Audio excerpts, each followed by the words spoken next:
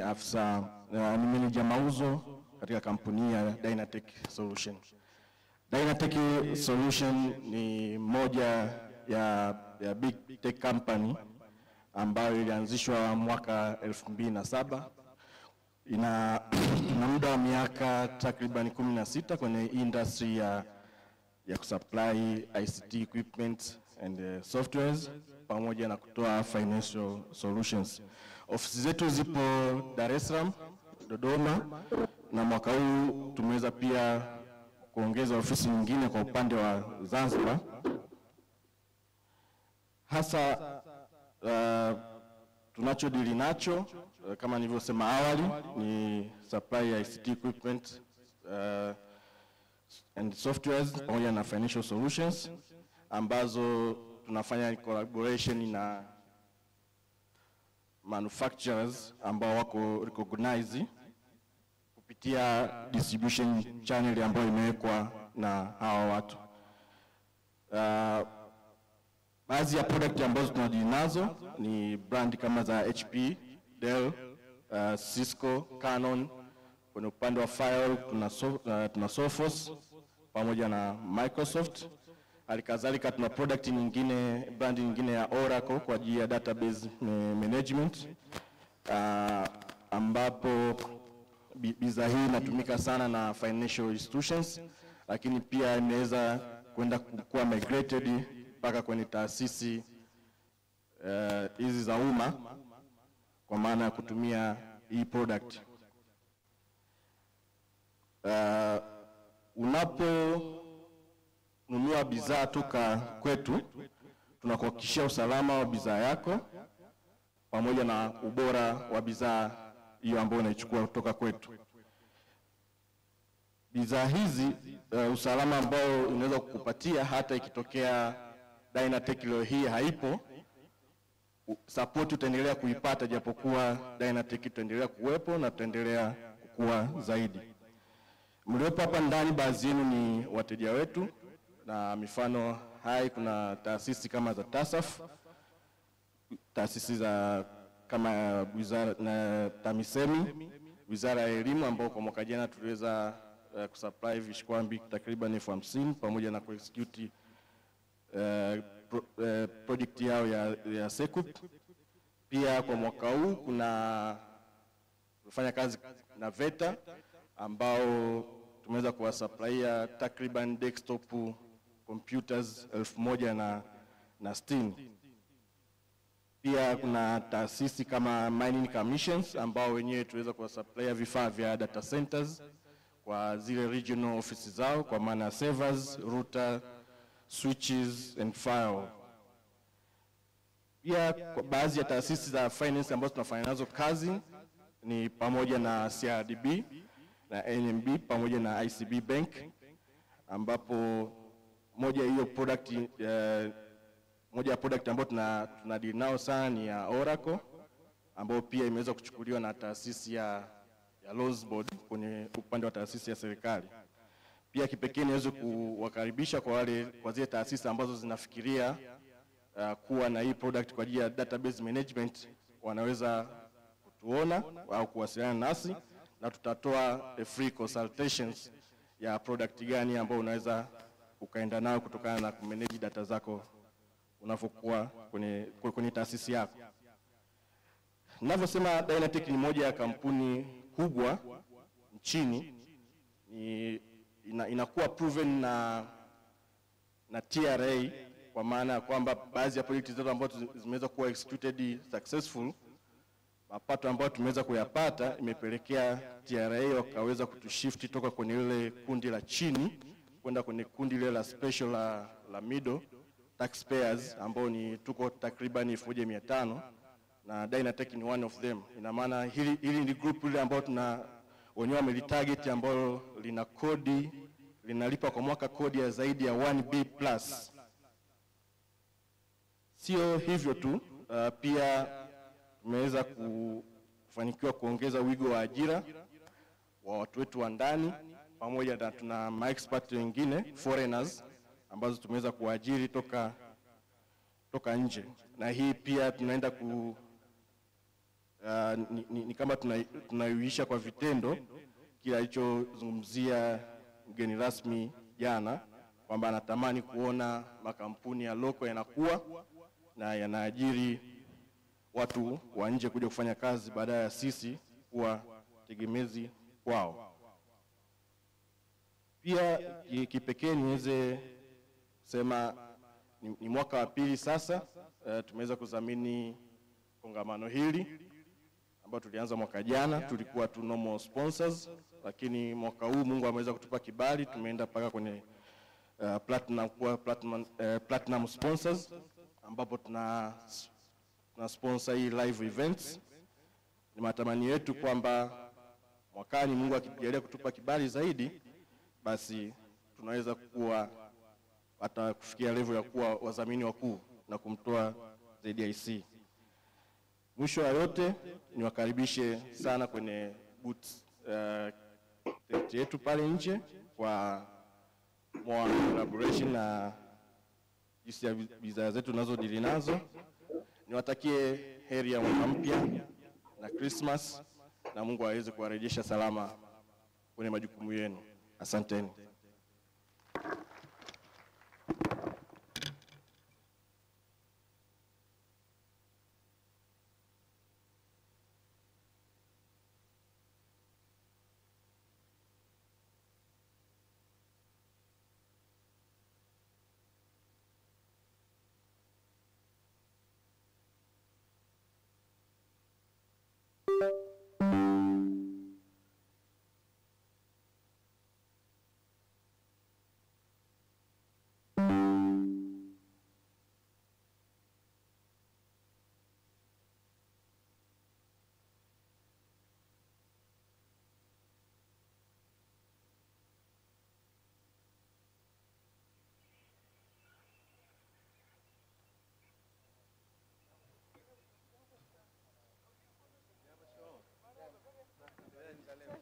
Asante Dynatech.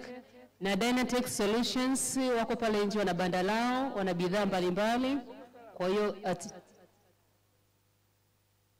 kama kuna maswali, kuna ushauri kwa ajili ya biashara unayoifanya, huduma unayoitoa, banda lao liko pale. Na pia kama swala la business card limuweze kupatana kwenye biashara, atawapatia. Naomba nitumie fursa hii kumkaribisha MD wa Bravado Solutions, Bravado Group of Company, Yasin Didas. Karibu kwa ajili ya presentation. Huyu ndo mdhamini wetu kwenye swala la branding. Unavyoona ni mwaka wa 3, naomba tumpigie makofi. Mkitaka mambo ya branding, Bravado Group ndo habari ya mjini. MD mwenyewe mdogo mdogo atajie mkononi.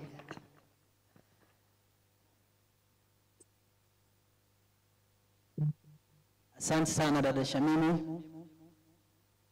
Habarini za asubuhi. Kwa jina anaitwa Yasin Didas. Kama nilivyotambulishwa ni mkurugenzi wa kampuni ya Bravado Group of Companies. Awali ya yote nipende kumshukuru Mwenyezi Mungu aliyetuwezesha siku ya leo hii sisi sote kwa pamoja kukutana hapa na kujumuika hapa katika mkutano na kongamano hili la wataalamu wa ununuzi na ugavi. Lakini pia kwa kipekee kabisa nipende kushukuru uongozi wa PSPTB kwa kuendelea kutupa nafasi ya kushirikiana kwa pamoja katika vikao hivi ama kongamano hili kwa mwaka wa 4 mfululizo sasa. Hii ni ishara njema ya namna ya mashirikiano yetu mazuri katika utendaji kazi wetu na shughuli zetu za kila siku tunazozifanya. Ni shukuru sana kwa kipekee uongozi mzima wa PSPTB na wadau wote ambao mmeendelea kutupa nafasi ya kushirikiana nanyi kama wadhamini. Pia nipende kutoa shukrani zangu za dhati kwa wadau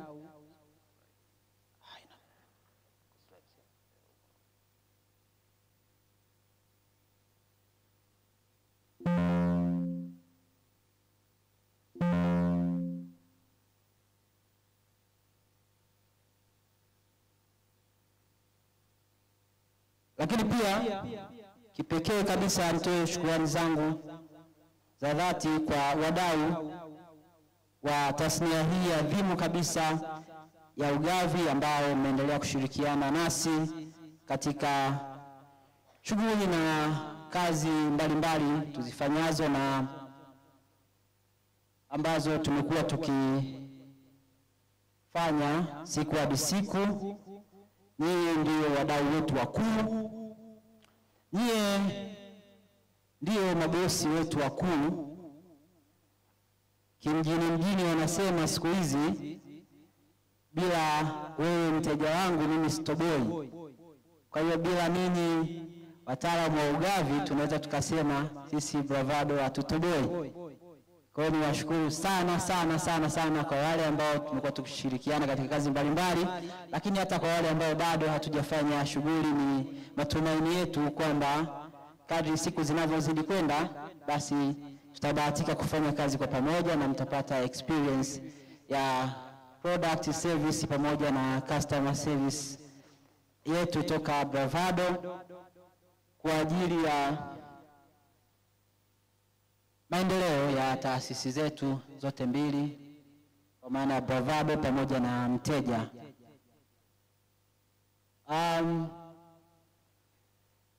Bravado Group of Companies ni kampuni iliyojikita katika masuala mazima ya huduma na bidhaa za public relations na marketing promotion.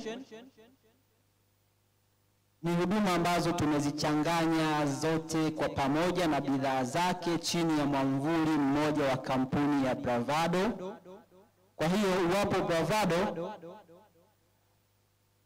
huduma zote za public relations pamoja na marketing promotions utaweza kuzipata kwa utimilifu wake, kuanzia huduma za kitaalamu, huduma za kifundi, pamoja na hata shauri katika masuala mazima ya marketing promotion, PR ama public relations, na vyote kwa upana wake.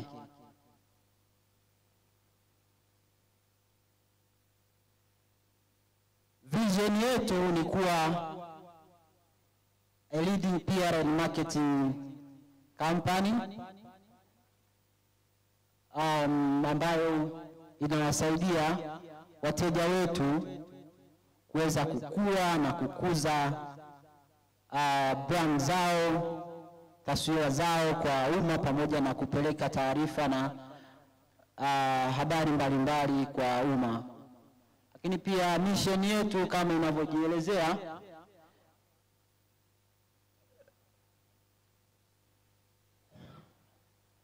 na core values zetu ni integrity, teamwork, ethical, hard work, availability na innovation. Nikigusia kidogo swala la weledi, tuna wabobevu mbalimbali katika kampuni yetu ambao wamejitosheleza kwenye hizi huduma za marketing promotions pamoja na PR. Lakini pia sisi ni kampuni ambayo hatujali kupokea hata simu ya mteja saa 8 za usiku ili tuweze kumfanikishia jambo lake analopanga kulikamilisha labda hata saa 11 za alfajiri. Kwa hiyo ni kama unapokuwa Bravado, customer service kwetu ni 24/7. Bila kujali ni mida ya kazi, sio mida ya kazi, tuko katika kuhakikisha kwamba mteja wetu anaweza kufanikisha lengo ama dhumuni la yeye kutupa kazi ama sisi kufanya kazi yetu. Lakini pia tumekuwa tukifanya kazi kwa maadili na miongozo na kufuata taratibu zote za serikali zilizopo na pamoja na tasnia yetu. Lakini pia nguzo yetu kuu ya kuwepo na nyie mpaka leo hii hapa kama sponsors wa kongamano hili imekuwa ni ubunifu na creativity. Ubunifu tunaweka kama kipaumbele kikubwa katika utoaji wa huduma na bidhaa zetu ili tuweze kuendelea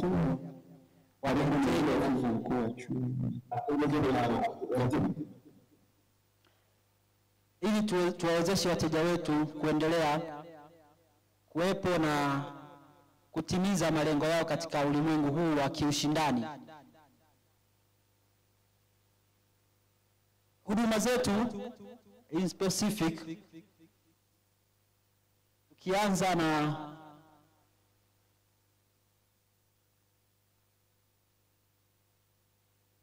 swala zima la fashion. Katika huduma ya fashion ni huduma ambayo tumekuwa tukitoa kwa wateja wetu ikijumuisha masuala ya uniforms,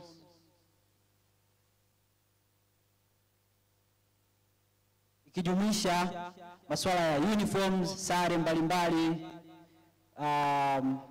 suits, t-shirts, mashati, pamoja na huduma zote za mavazi.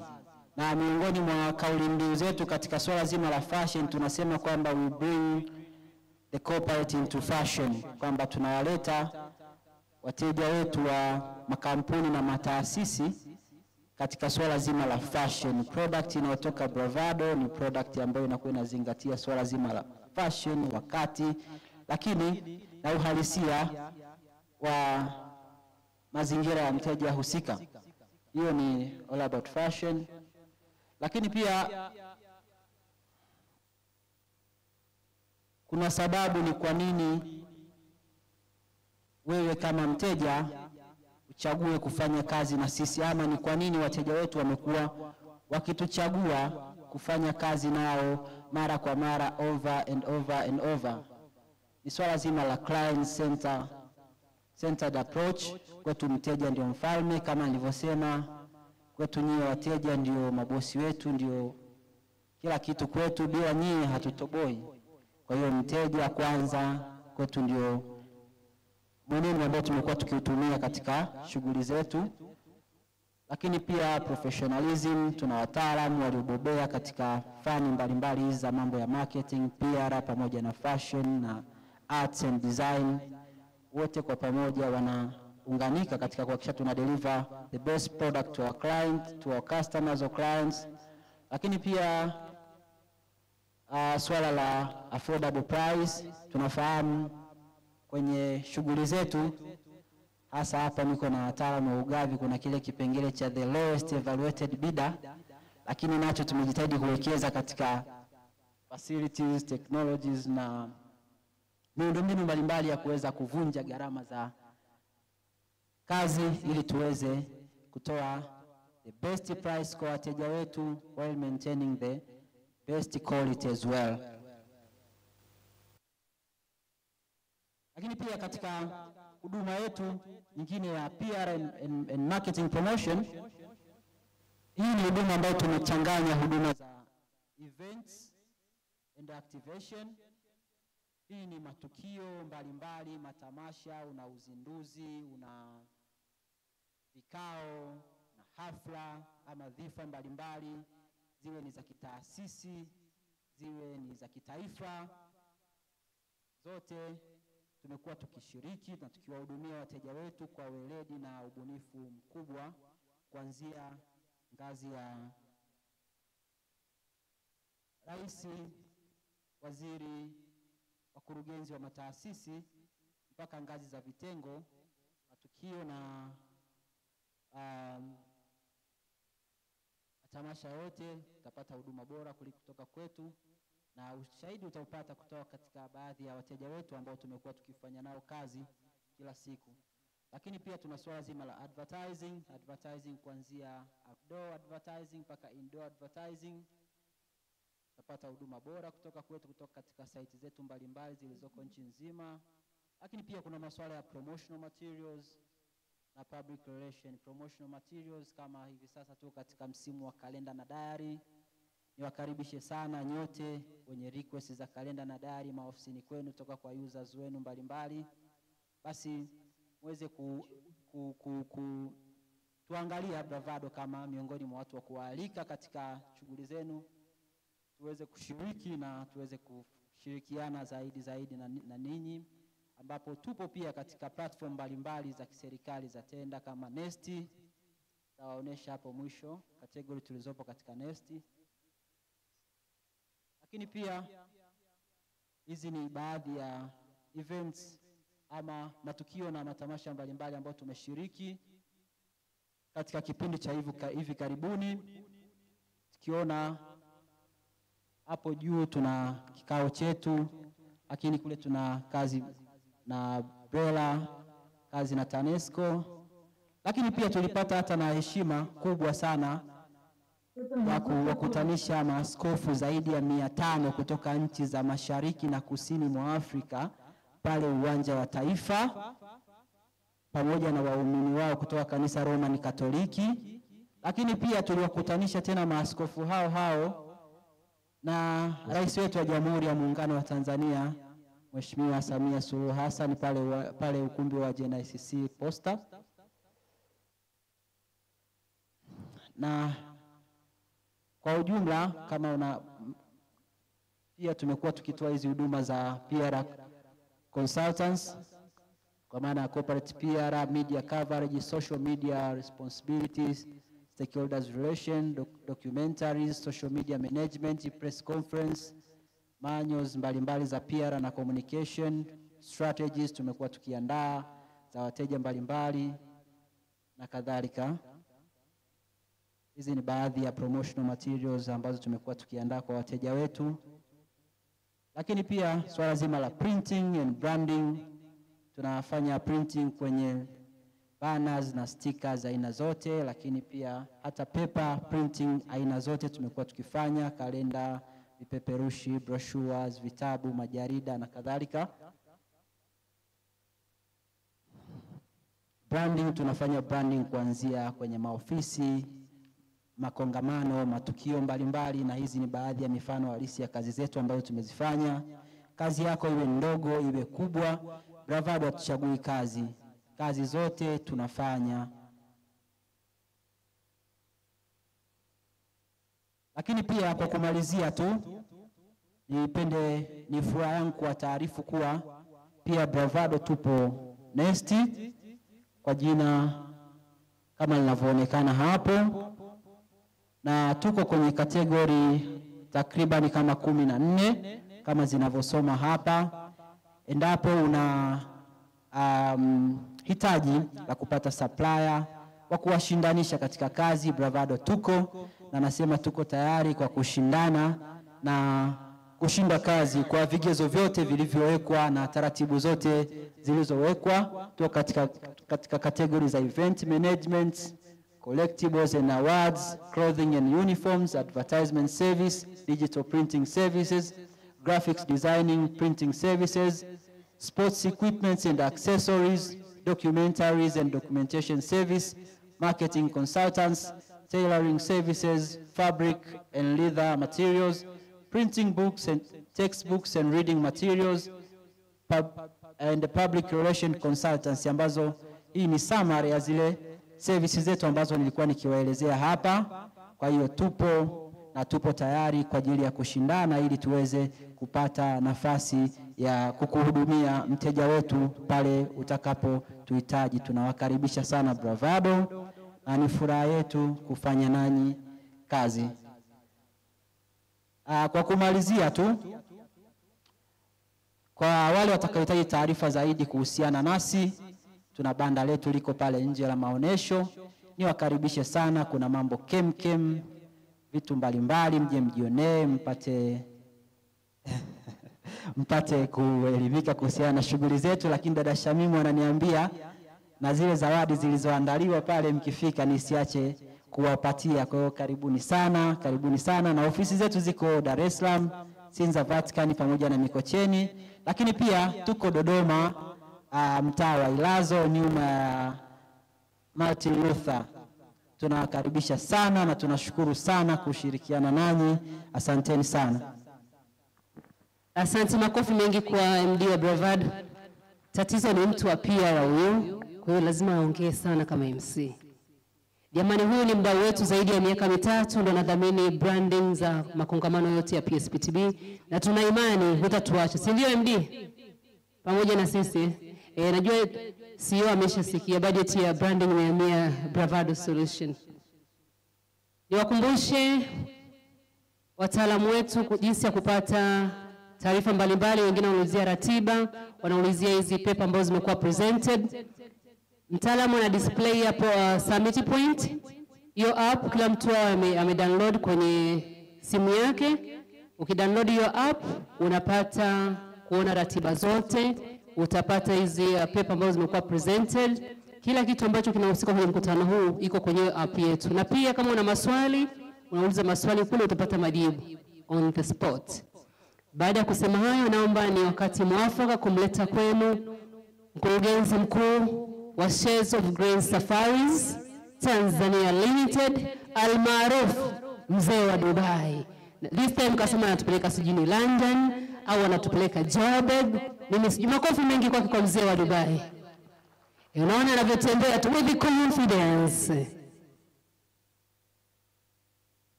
Asante.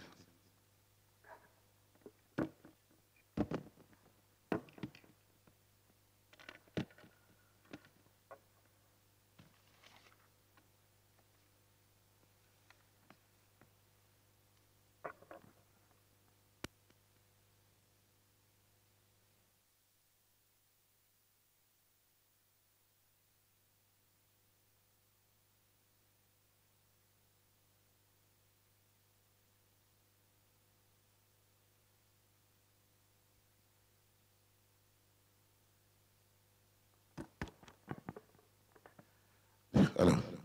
Good morning. Mambo ya mitambo haya. Dada Shabimu amesema mimi ni mzee wa Dubai na Marekani na South Africa. Lakini mimi ama sisi tunasafirisha watu kwenda maeneo hayo. Anazungumzia hilo kwa sababu kuna shindano lililopo ambao tulianzisha mwaka jana kipindi kama hiki, na washindi walijipatia nafasi ya kwenda Dubai.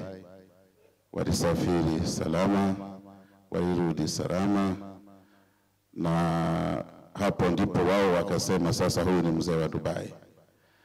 Lakini nizungumzie tu kwamba sio Dubai tu, mwaka huu pia kuna shindano na tutapeleka washindi wawili ambao pia watapata fursa ya kwenda. Tulikuwa tumepanga kwamba waende London, lakini nimezungumzia Cape Town, akazungumzia Marekani. Labda nimuulize yeye mwenyewe anapenda waende wapi. Sisi kazi yetu ni kusafirisha watu, lakini tunawapenda. Ningeongea kwa niaba nikisema Paris. Mimi nataka kwenda Paris jamani. Yeye amesema Paris. Lakini sisi tunawasafirisha watu kwenda wanakotaka kwenda wao. Sisi hatuwachagulii. Wakisema tunaenda Marekani, tunaenda Marekani. Tunaenda South Africa, tunaenda South Africa. Tunaenda Paris, tunaenda Paris. Tunaenda Brazil, tunaenda Brazil. Kazi yetu ni kuwasafirisha na si vinginevyo. Nitoe shukrani za dhati kabisa kwa uongozi wa PSPTB kwa kutupatia fursa ya kushirikiana nao katika kongamano hili.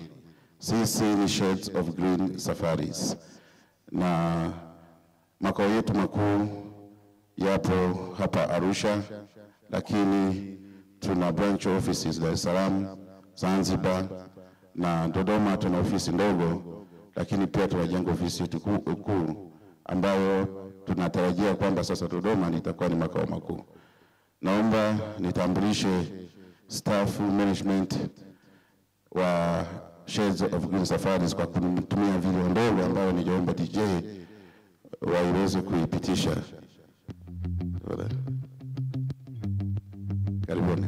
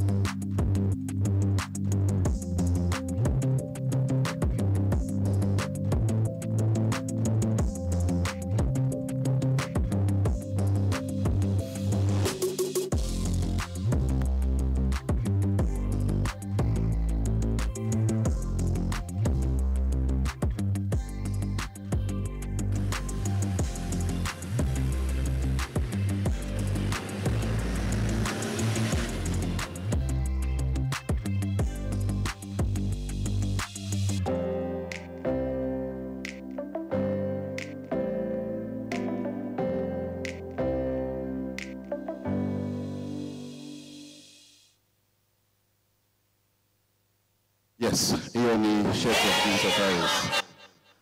Na hao mnaowaona kwa pamoja wamenituma ni waambie kwamba wanawatakia heri ya Krismasi, lakini pia heri ya mwaka mpya.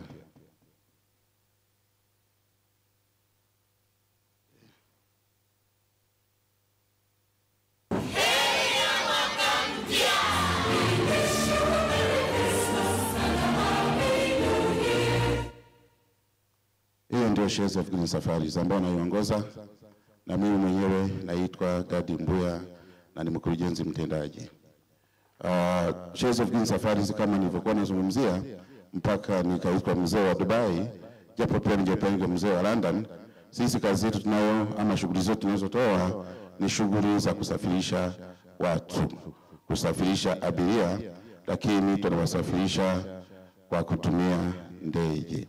Tuna capacity ya kusafirisha abiria mahala popote pale duniani, kwa sababu sisi tumeingizwa kwenye mfumo wa IATA ambao unatupatia uwezo wa kucheck seat availability, lakini pia kucheck prices na kuissue tickets za kwenda sehemu yoyote ile duniani.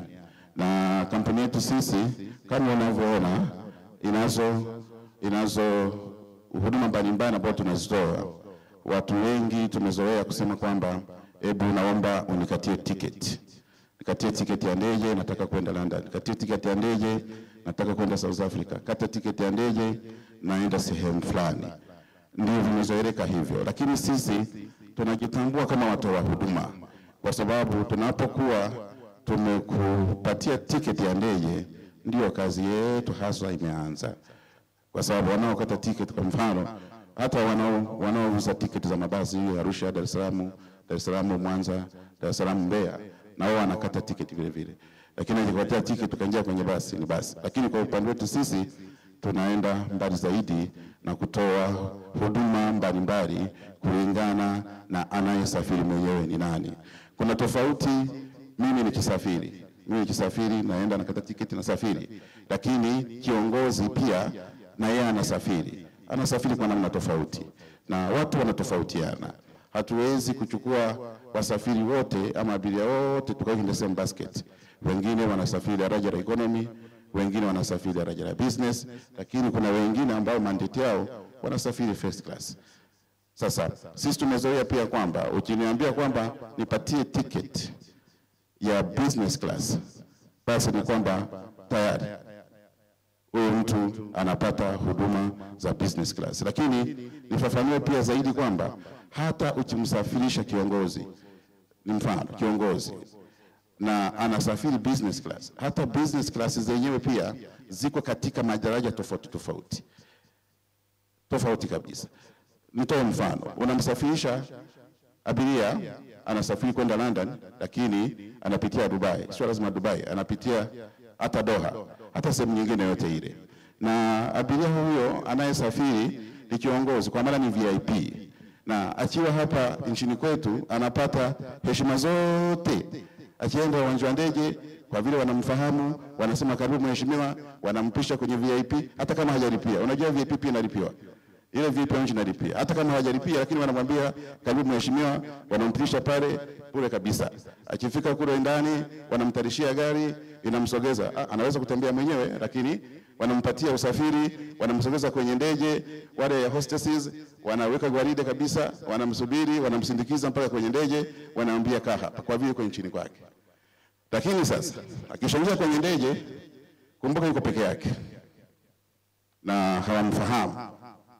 Hakuna hata mtu mmoja anamfahamu, pengine msaidizi wake tu ambaye amebeba begi lake. Sasa anaenda anafika sehemu kama Dubai ambapo hawamfahamu, lakini pale wale pia wana security protocols za kwao. Wanamwambia mzee, pita hapa, vua viatu, toa mkanda, ingia pale, hivi mbona laptop yako umeitoa kwenye begi na mambo mengine. Sasa abiria huyo anatii kwa sababu sasa yuko ugenini. Na tunasema jogoo ugenini mara nyingi hawiki. Sasa anafanya vitu vyote hivyo, anaenda business class, anaenda business launch. Sasa hata zile business launches zenyewe pia zinatofautiana. Anaenda business launch, lakini akifika kule anakuta viti vyote viko occupied kwa sababu ni first come first served. Kwa hiyo inabidi asubiri, kama kuna mtu ana haraka na ndege yake aondoke, ampishe siti akae, vinginevyo asimame.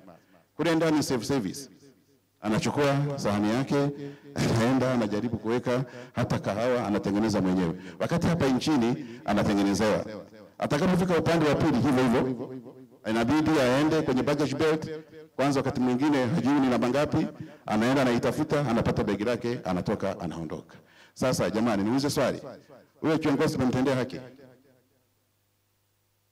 Tumemtendea haki kwamba yeye anastahili kupewa huduma za kiitifaki akiwa hapa nchini, lakini akisafiri kwenda nje, kwenda sehemu nyingine, hastahili kufanya hivyo. Sasa kwa kulitambua hilo, sisi kama Shares of Green Safaris, pengine na travel agents wengine ambao wanalifahamu hilo, sisi huwa tunamsafirisha mtu kutokana na itifaki yake. Inawezekana kabisa akafika Dubai, akafika Doha, akafika London, akafika Los Angeles, akafika Washington DC, na mahali popote pale akapata zile huduma ambazo anazipata akiwa hapa nchini. Sasa tunafanyaje? Akifika kwa mfano kama Doha ama Dubai ama wapi, kuna namna sisi tunawasiliana na tunaweka mfumo wa kidijitali, kwa sababu hata leo nilikuwa nazungumzia mambo ya dijitali, kwamba akifika pale aweze kupokelewa na mtu, ampokee, amsalimie tena kwa jina, karibu mheshimiwa fulani nchini Qatar, na anamsalimia hata kwa Kiswahili ikiwezekana, kwa sababu amekwisha andaliwa kwa ajili hiyo. Anamwambia sasa, mheshimiwa, pale wewe huendi, hebu pita hapa, nenda. Wale wanaokaguliwa wewe achana nao, wewe pita hapa, twende. Kwa hiyo yeye anaenda na anasafiri, anapelekwa kwenye business launch, lakini business launch hiyo ina nini? Ni ile sio self service. Seat yake iko reserved, anafika pale, anakaa. Tena wanamuuliza kama ana transit ya masaa zaidi ya masaa 3-4, wanamwambia ukichoka hapa kuna sehemu unaweza ukapumzika kwa muda, na usijali, usiogope, tutakuamsha wakati unakaribia kwenda kuboti. Anapata huduma hizo. Ngoma inakuja sasa pale ambapo tukitaka kumpa huduma hizo watumishi wa Ugavi wanakuambia, ndugu yangu, mbona tiketi hii ni gari sana, na mimi nimeweza kuingia online, nimeipata kwa zaidi ya $100 pungufu chini, nimeingia online. Ni kweli umeipata pungufu, umepata $100 less, umepata $200 less, sawa kabisa. Lakini je, huoni hiyo $100 ama $200 ama $50 ama $70 umesababisha mtu tunayemsafirisha akakosa huduma ya kiitifaki? Sasa ni mfano tu nimetoa, lakini shughuli za usafirishaji ambazo tunazifanya iko tu complex, ila tu kwa sababu ya muda, na kama mnavyoona dada yangu Shamimu ananiangalia sana, na sitaweza kuendelea na huduma zetu mmeziona hapo, ni kwamba tu sisi tunafanya kazi hiyo, tunaipenda, tunaifanya vizuri, na tunaifanya kwa kujiamini kabisa. Niende na kauli mbiu ya mgeni rasmi kwamba naomba mtuamini na mtupatie kazi. Tunaweza na tutawahudumia, na tunawapa huduma kama unavyoweza kuipata mahali popote pengine duniani. Niwashukuru sana, and Merry Christmas and Happy New Year 2024. Asanteni.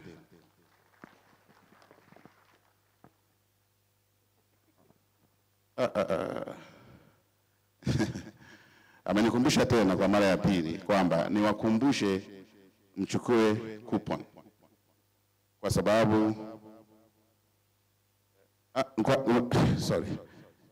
mwaka jana waliosafiri kama mnavyoona hapo, waliopata fursa ya kwenda Dubai ndio kama mnavyoona hapo. Mojawapo walikuwa ni 4, lakini mojawapo naona alipata udhuru hakuweza kwenda, lakini hao walisafiri vizuri kama mnavyoona. walienda Dubai. Sasa hawakututumia picha wakiwa Dubai kule.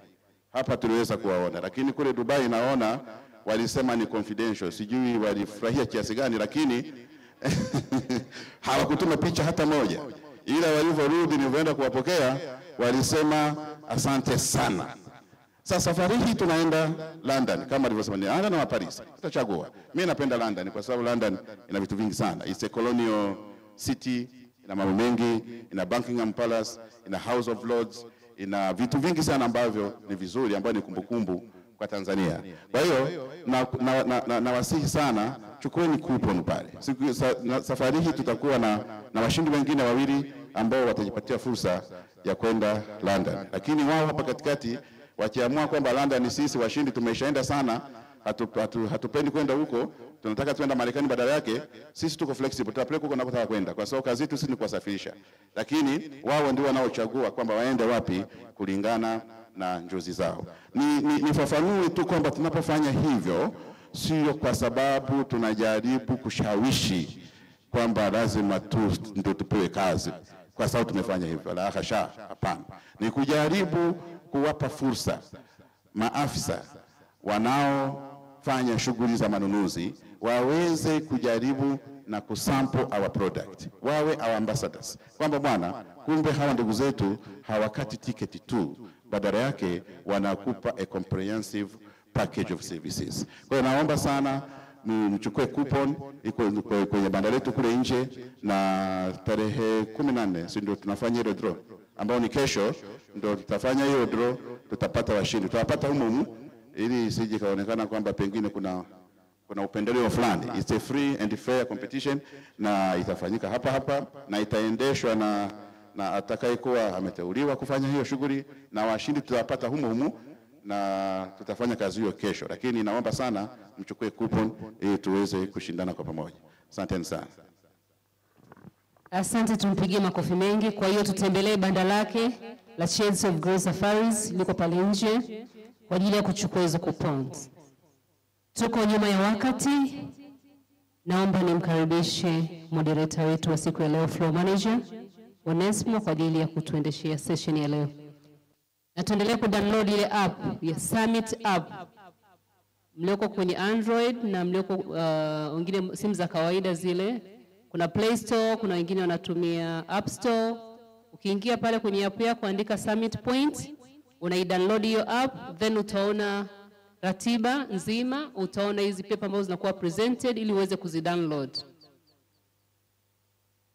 Onesmo, karibu sana.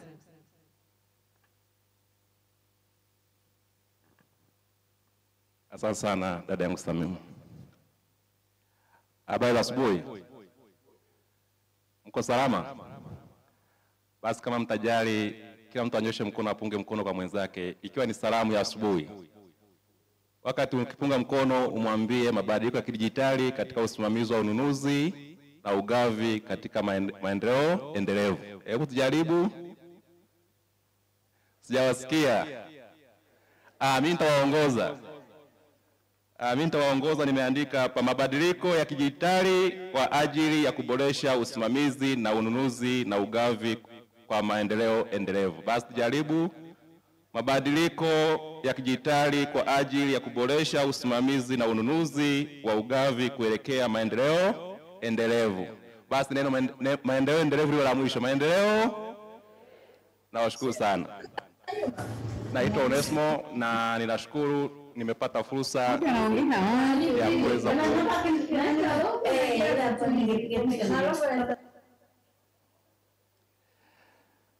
msijali, mabadiliko ya kidijitali, si ndio? Basi tuanze siku ya leo na niombe kuwatambulisha kwamba siku ya leo tutakuwa na mada 5, lakini uzuri wa hizi mada 5 ni nini? Ni hybrid. Tutakuwa na mada za kitaaluma, lakini pia tutakuwa na mada za maisha yetu tunayoishi. Umeiona pepe imeandikwa stress management. Ni nani ajaye kuwa subject kwenye stress? Leo tutakuwa na mada pia stress management.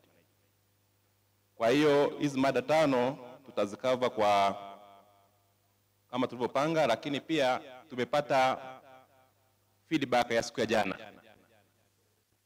Wengi wamependekeza kupitia kwenye ile summit point, round table ya asubuhi tupunguze ili watu wapate muda wa kudiskasi wenyewe. Wanasema ule muda tunaotoka kwenye floor kuuliza maswali na discussion unakuwa ni mdogo. Kwa hiyo kwa msingi huo, ndugu washiriki, kwenye kupitia program mlionayo pale asubuhi mtaona kuna round table. Kwa heshima na taadhima niombe kutangaza kwamba itakuwa ni round table lakini itakuwa inatoka kwenye floor.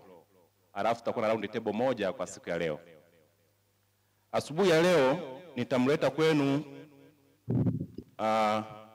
Dr. Charles Raphael is a lecturer, researcher, consultant in business management, linguistic lecturer and education management with more than 15 years. He attended more than 10 international conferences for paper presentation. He published more than 16 articles in learning international journals. He is an editor, interpreter, and a translator, and very experienced in organizing, coordinating, and directing events and programs. He is currently head of research, innovation, and publication unit at Arusha Technical College. Kama theme inavyosema, huyu mheshimiwa atawasilisha mada yake online, na kwa msingi huo niwaombe washiriki tutakuwa tunafuatilia mada yake kwa online, na baada ya hapo tutapata muda wa kuweza kuwasilisha. Wataalamu, naomba tumkaribishe Dr. online ili aweze kuanza mada yake. Dr., can you hear me? Yes, I can hear you properly. I'm happy to hear you this morning. You are welcome to the delegates, and they are ready to hear your presentation. You are welcome. Thank you very much. You will have Dear 30 minutes. delegates and the participants of the conference, as I was introduced, DSCRN Charles Raphael, and my current interest area of research is skills development. I'm presenting to you this morning the paper entitled Procurement Strategies for Digital Supply Chains.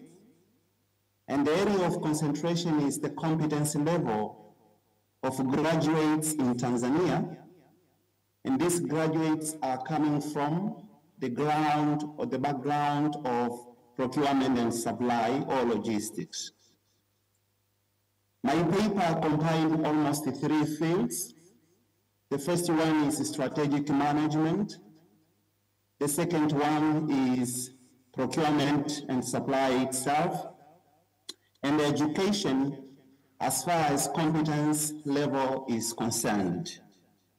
The ICT or computer people, professionals come in, particularly when it comes to digitalization. So, procurement strategies for digital supply chain, sometimes professionally is called digital procurement. Other scholars say also digital supply chain.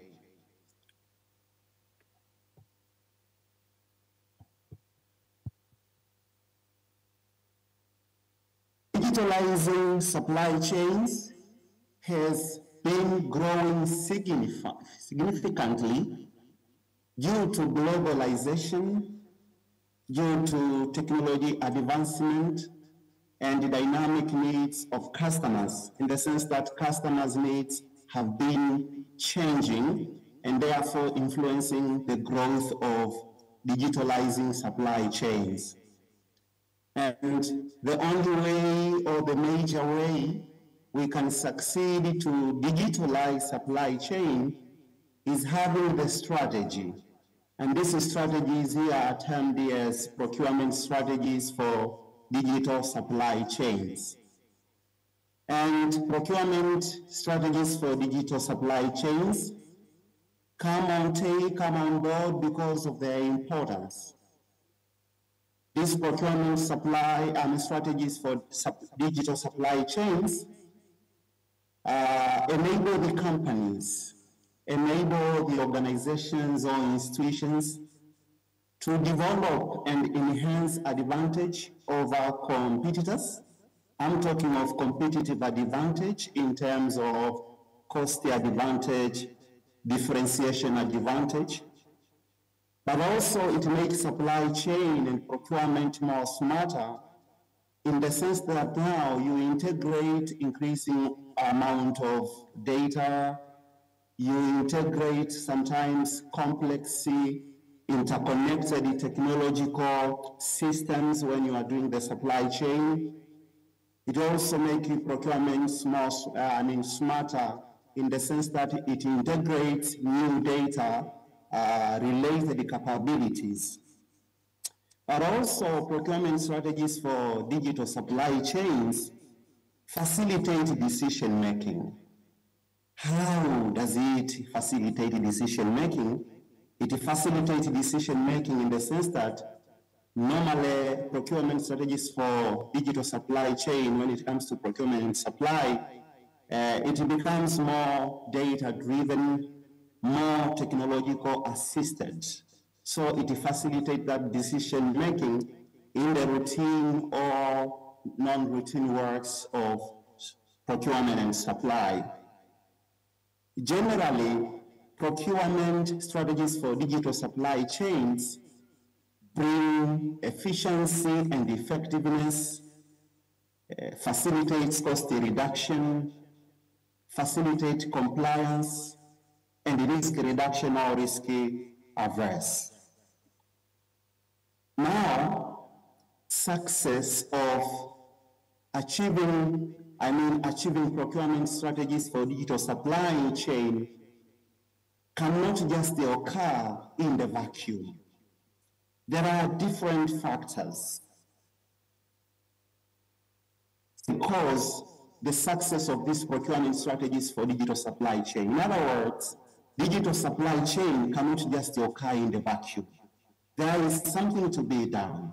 There are success factors that are required for us to arrive to the point whereby we have what we call digital supply chain.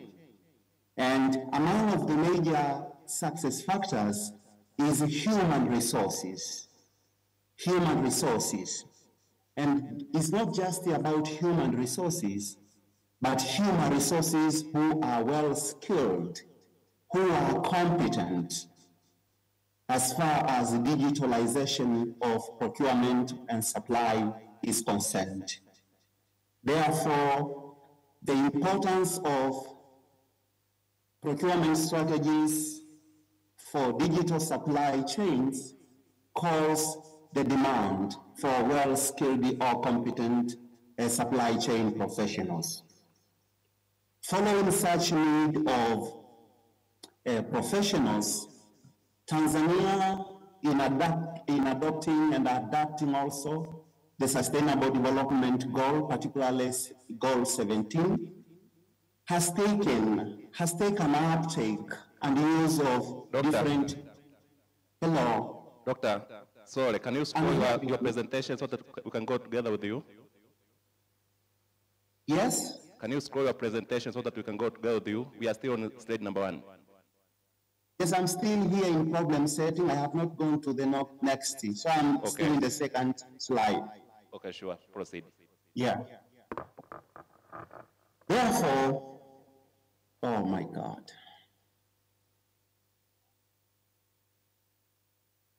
Hello? Can you hear me?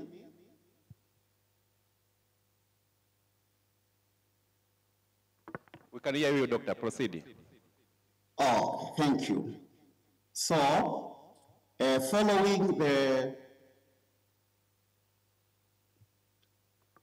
now the needs of these well-skilled or competent professionals, Tanzania has taken the action. Tanzania has done fast track on the uptake and use of digital technologies, particularly in improving public administration, including procurement and supply chain in Tanzania, but also in hand-to-hand connected to Sustainable Development Goal, particularly 17. However, the extent to which the graduates, from procurement and supply are prepared on these procurement strategies for digital supply chains to meet the given uptake of Tanzania is scarcely known in Tanzania. If you go through different reports, different statistics that we have in Tanzania, the competence of the graduates has concentrated much on employability skills, generic skills, soft skills, and the technical part of the skills from different fields. However, we lack enough literature or statistics or reports as far as digital skills are concerned, including the procurement and supply chain. Therefore, this study, a research study, evaluated now the competence level of graduates on procurement strategies for the digital supply chain in Tanzania, by specifically determining the level of awareness of graduates when it comes to procurement strategies for digital supply chain. But secondly, it determined the extent to which the graduates are prepared on procurement strategies for digital supply chain when at the tertiary or higher education institution studying.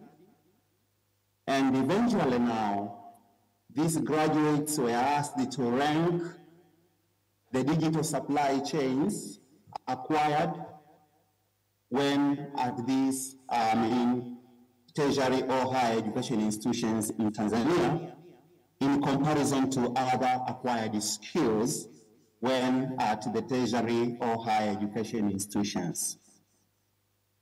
And this study was quantitative in nature, as they believe that statistics, numbers could provide a way forward on the competency level, but also because there were prior information done on the competency level, it was very easy to opt for quantitative approach. And the study was descriptive in nature, whereby data were collected once through the survey. And the population of this study were graduates, and they were obtained from Arusha region, Arusha city, Dar es Salaam city, Dodoma city, Mbeya city, and Mwanza city.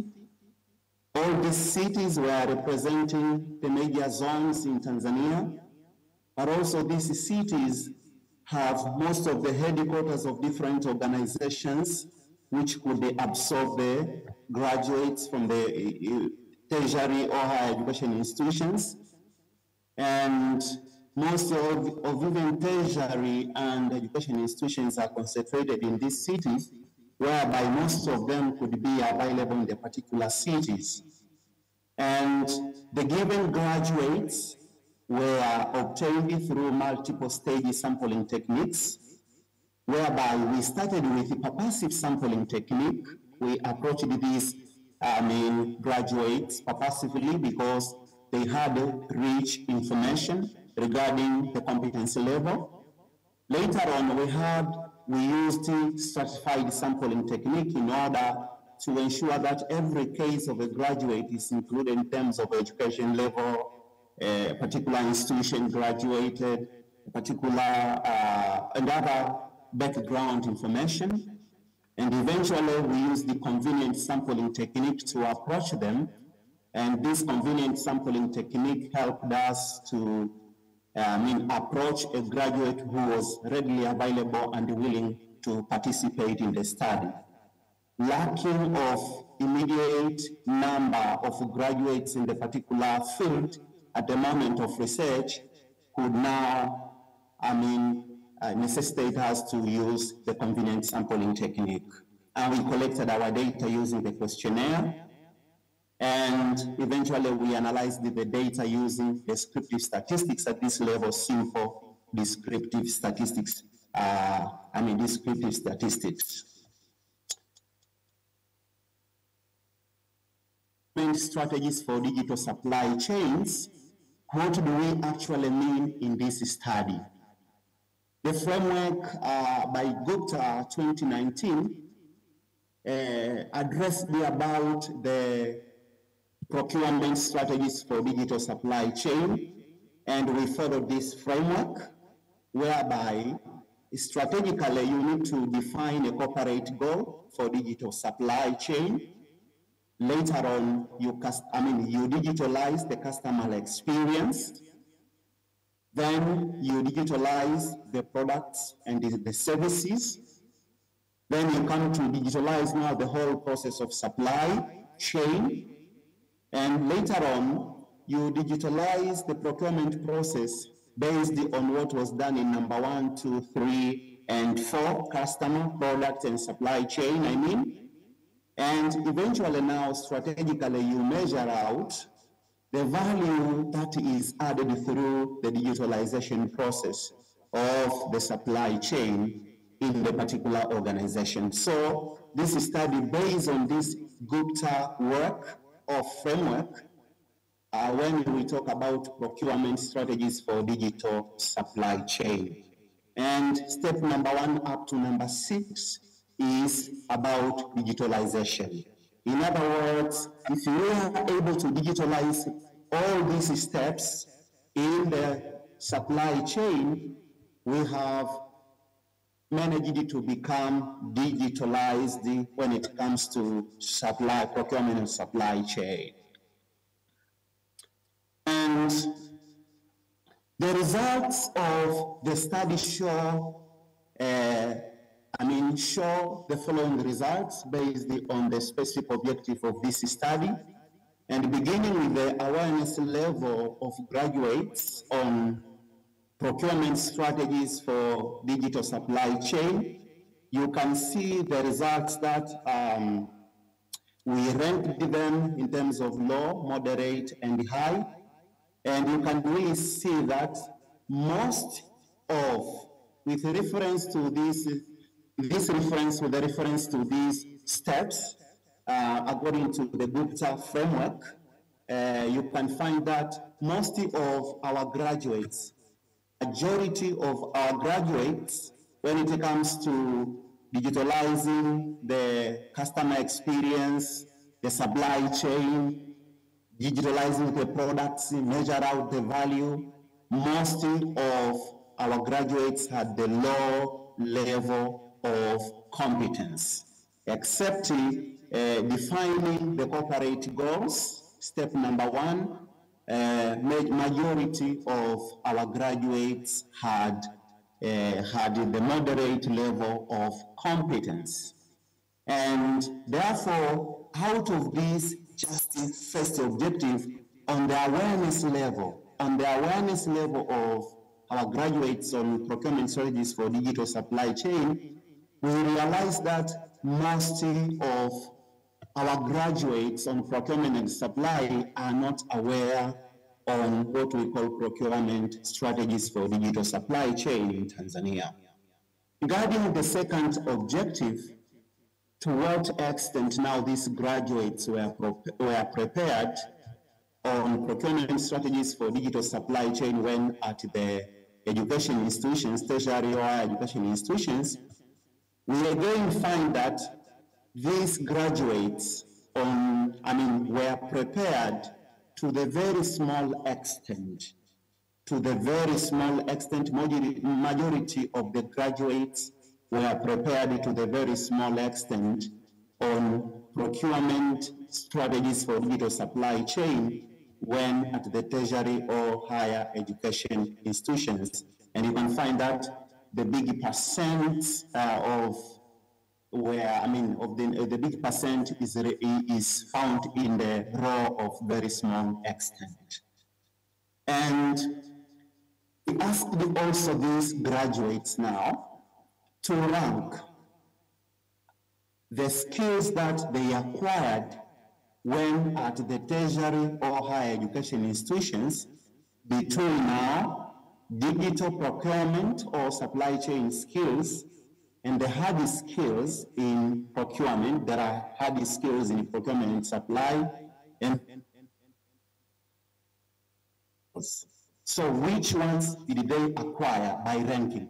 So these results show that most of the graduates, a big number of graduates, majority of the graduates, when it comes to hard skills on procurement and supply chain, they acquired at moderate level.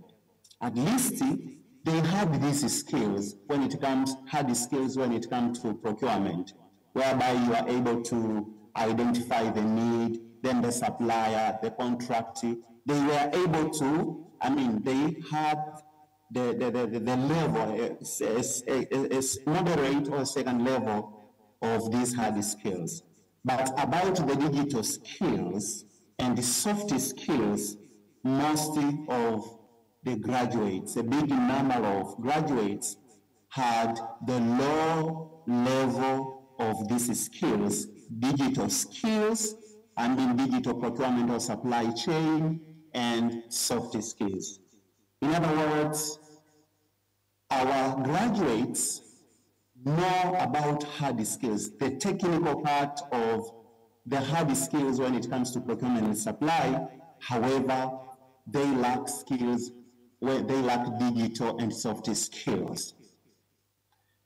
To conclude, this study shows that the procurement and supply graduates had low level of competence on procurement strategies for digital supply chains in Tanzania.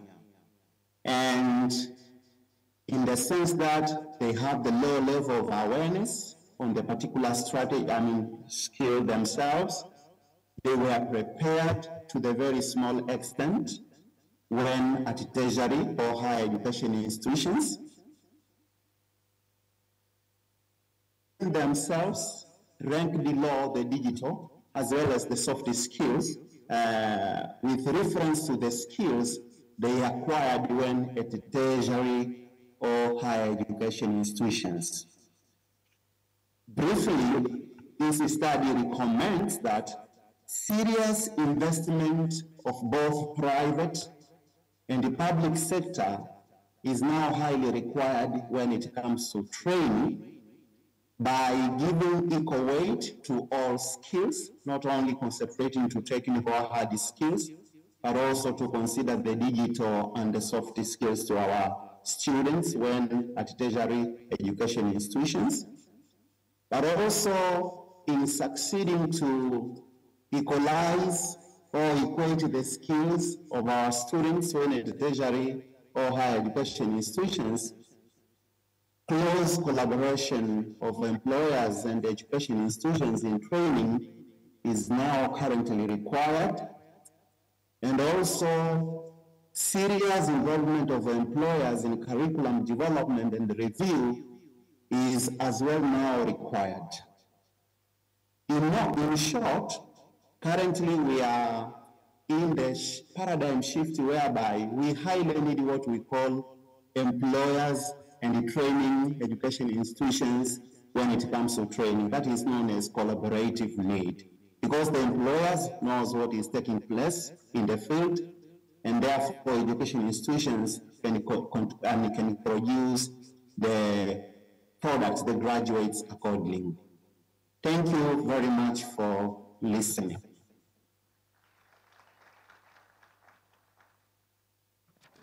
Thank you, Doctor. Indeed, thank you very much. You have maintained your time, and the paper is well organized, and it is addressing the key issues, where you have summarized that our younger professional generation, they have a low competence skills on digital strategies in procurement supply chain. So, Doctor, as you have requested that you'll be engaged in another assignments, the floor, I welcome you to have questions to Doctor, and we have 10 minutes to discuss this paper. Doctor, I think you'll be taking the questions, but also I will help you to capture some questions, and I will ask you, I will give you some questions which you will not be able to take them. The floor, ushers, naomba muzungushe mic, nyosha mkono, uliza swali lako au kama kuna ushauri, discussion, dakika 10 tunazo. Karibuni.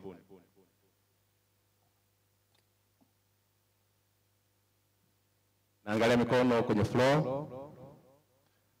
Wenye maswali unauliza.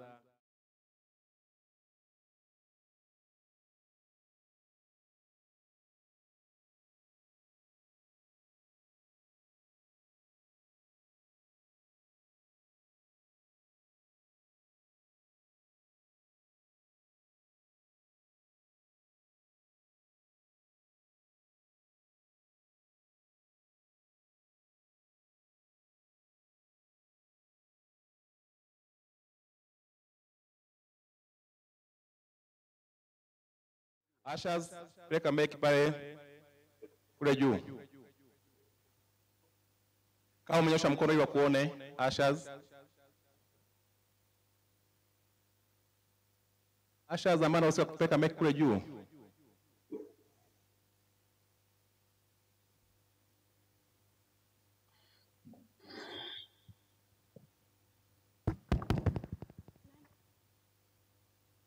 Na mkono pale.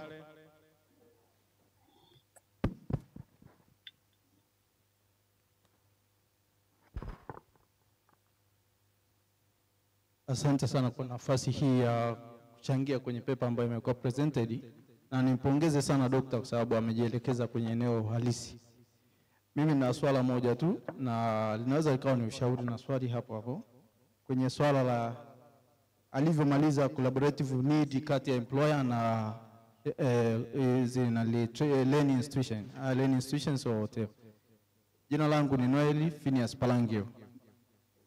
Pamekuwa na changamoto kwenye swala la competence based curriculum na training za namna hiyo, kwamba employers wanataka wanaofundishwa waje waweze kufanya kile ambacho ndicho kinaendelea kwenye industry.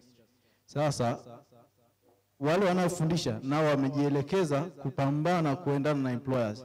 Sasa employers kwenye swala la kwa mfano la IT ambayo tuna mambo ya digital, wana mifumo tayari ipo. Kwa hiyo wale wanaofundisha kuna nyakati wanafundisha sasa yale ambayo ni ready made, kwa mfano tuseme nest na ya namna hiyo. Mwisho tunapoteza ile dhana ya knowledge ya profession. Sasa mimi ushauri wangu kwenye msitizo wa ufundishaji, swala la dhana bado libaki pale pale na swala la competence libaki pale pale, kwa sababu competence without knowledge lazima itatusumbua. Mwishowe tutashindwa kudevelop ile big data ambayo ndio yenye profession. Kwa maana hiyo ile hard skills za profession ambayo ndio dokta amemalizia pale kwamba tuwe na collaborative need, afu hard skills tushushe kidogo, basi mimi nasisitiza kwenye profession dhana tuisitize na iwekwe vizuri ili tutengeneze concept za kwetu ambazo ndizo zitaingizwa kwenye hiyo mifumo na kutengeneza big data, na baadaye ile competence tutakuwa tumecontribute kama professionals, hatutaletewa na wengine. Nashukuru. Asante sana. Hope Dr. umelichukua swali lake zuri. Nimelichukua na ilikuwa ni saada na sudi kusikia ushauri na hilo swali pia. Asante. Mkono mwingine.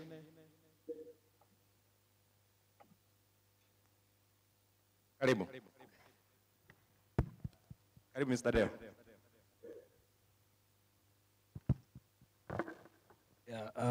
Naitwa Deo Kirama na nafikiri siko mbali sana na aliyetoka kuuliza swali, na mimi nilikuwa na hoja yangu eneo hilo kwa msingi kwamba when we are talking about innovation, we are talking about bringing novelty, that's the improvement on the existing processes.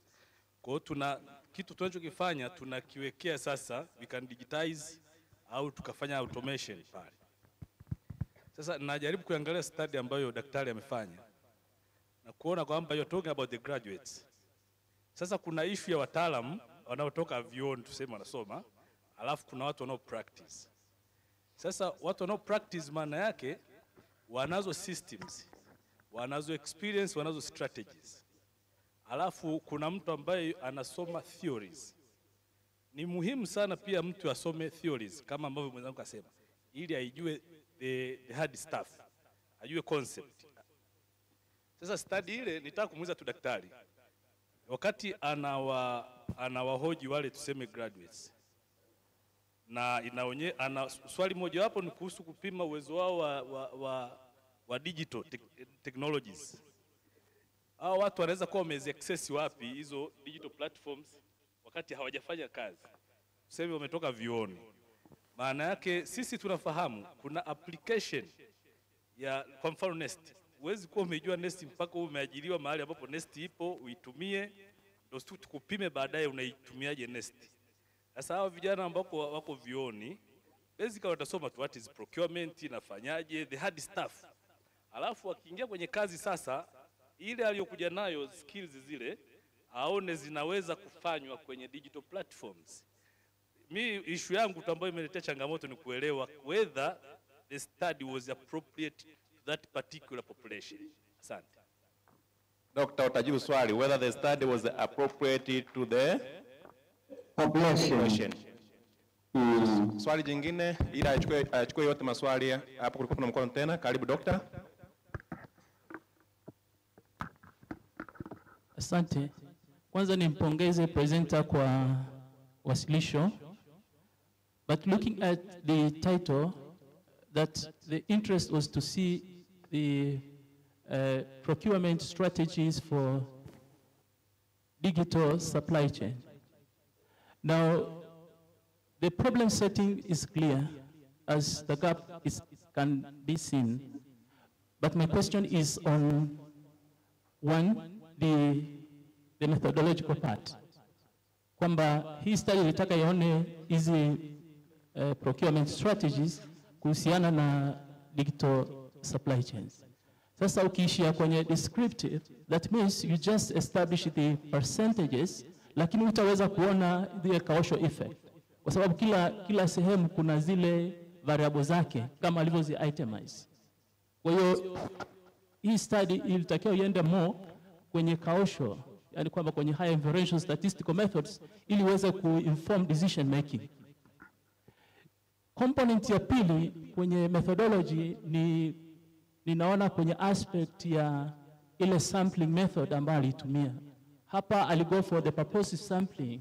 Now the question is, why purposive sampling? Because lengo lilikuwa ni kuona hizi competence kama zina fit our market today.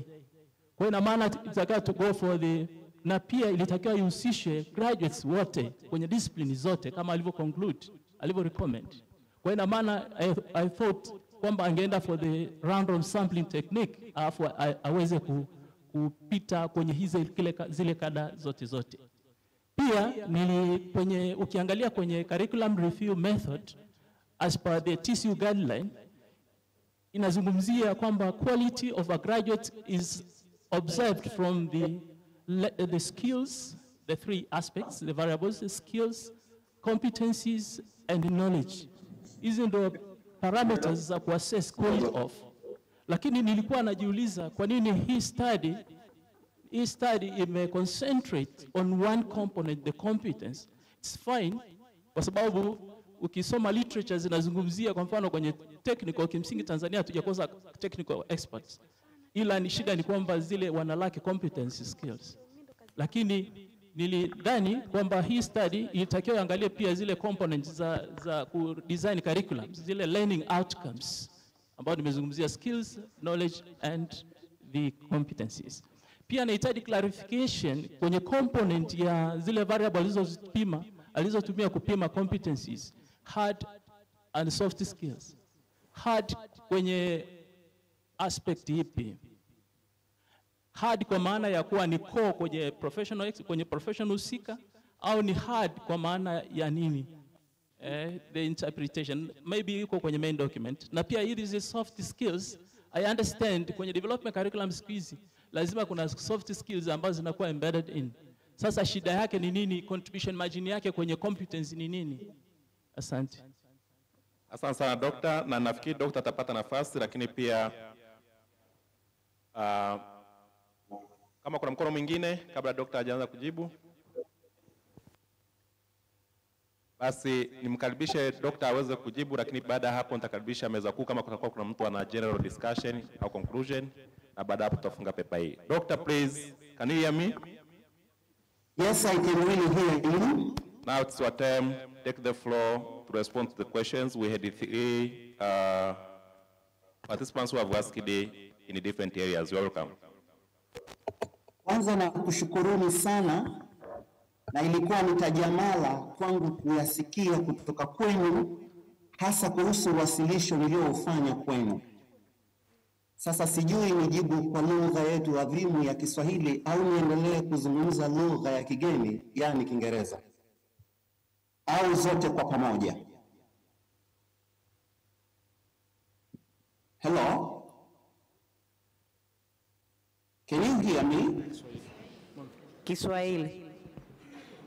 Lugha ya Kiswahili. Nakushukuru sana. Kwa kwanza nipokee ushauri wote uliotolewa, na pokea ushauri na nitaufanyia kazi katika uboreshaji wa wasilisho nilioufanya na andiko hili litakapokuwa likitoka. Lakini pia pamoja na ushauri uliotolewa, nitajikita pia kufafanua, lakini pia kuyajibu baadhi ya maswali yaliyokuwa yameulizwa. Mathalan, kwa kuanza na ushirikiano katika mafunzo kati ya waajiri na hali kadhalika na taasisi za elimu. Hilo ni wazi kwamba mwajiri kwanza anajua kinachoendelea katika soko la ajira. Mwajiri anajua mahiri zinazohitajika. Kwa hiyo anaposhirikiana na taasisi ya elimu katika kutoa mafunzo, basi huyu mwajiri atasaidia na atarahisisha kwamba utoaji wa mahiri katika taasisi za elimu zinaendana na soko la ajira. Kwa hiyo kwa sasa tupo kwenye mhamo wa luwaza. Hapo awali aliyekuwa anafanya kwa hizo alikuwa ni mwenye taasisi ya elimu, lakini hivi karibuni tunatamani kwamba kuwepo ushirikiano wa karibu, mbali tu na kwenda kwenye mazoezi kati ya mwajiri na kati ya mwenye taasisi ya elimu, washirikiane katika kutoa mafunzo, kwa sababu tu huyu mwajiri anajua kinachoendelea katika soko la ajira. Kwa hiyo huu ni ushauri ambao sio wa kukataliwa, ni ushauri wa kumezwa, ni ushauri wa kufanyiwa kazi pasavyo kati ya waajiri na hali kadhalika taasisi za elimu. Lakini kuna swali liliulizwa kwa habari ya competence. Ninapozungumzia competence katika andiko hili, nazungumzia umahiri. TCU wamechukua kwa fasili yao, fasili ni definition. TCU kwa fasili yao wameichukua competence kama eneo la 3 katika maarifa, nikimaanisha kwamba kuna knowledge, kuna skills na kuna attitude. Sasa TCU walichofanya eneo la attitude, mtazamo wa kazi, tabia kazini, mwenendo wa mtu kazini, wao wameita competence. Lakini ukija na activate, Baraza la Elimu ya Ufundi na Ufundi Stadi Tanzania, na ukija pia kwenye elimu ya ufundi na ufundi stadi duniani, competence inajumuisha maeneo yote 3, yaani maarifa, ujuzi na mtazamo wa kazi, yaani knowledge, skills and attitude. And when you talk of training, when you talk of competence, you are referring to the 3 aspects. And with the context of my paper, it refers to those 3 aspects: knowledge, skills, and attitude. So when you talk of eneo la maarifa, eneo la ujuzi na hali kadhalika mtazamo wa utendaji kazi. Kwa hiyo hata yule muuliza wa mwisho kabisa afahamu kwamba upande wa TCU competence wameichukua attitude, lakini kimsingi na kwa asili kwa kujikita katika utaalamu na taaluma ya elimu education, competence inajikita maeneo makuu matatu: maarifa, ujuzi na mtazamo wa utendaji kazi attitude. Na nikirudi upande wa Mr. Deo Kilama, anazungumzia kwamba ubunifu, innovation, ubunifu unapelekea improvement, yani automation. Na yeye pia anazungumzia graduates na practitioners. Sasa kuna swali ambalo limeulizwa kwamba mimi nimekwenda nikakusanya data kutoka sampuli ya wahitimu. Sasa hizi digital skills wamekuwa wamezi access wapi? Wamezipata lini? Wamezipata wapi? Ninapozungumzia graduates hapa au wahitimu, nazungumzia watu ambao wamehitimu chuo, wamehitimu vyuo, eneo la procurement and supply. Lakini haimaanishi ndio wametoka siku ile kuhitimu. Mathalan kipindi hiki wanapohitimu watu, basi ukaenda ukawachukua, ukawasampuli wale, ukachukua data kutoka kwao. La hasha. Niliwachukua wahitimu waliomaliza miaka 5 iliyopita. Niliwachukua wahitimu waliomaliza miaka iliyopita, 5 iliyopita, kwa maana kwamba tayari wapo makazini, wengine wapo makazini, na ni kwa sababu tu sijaweka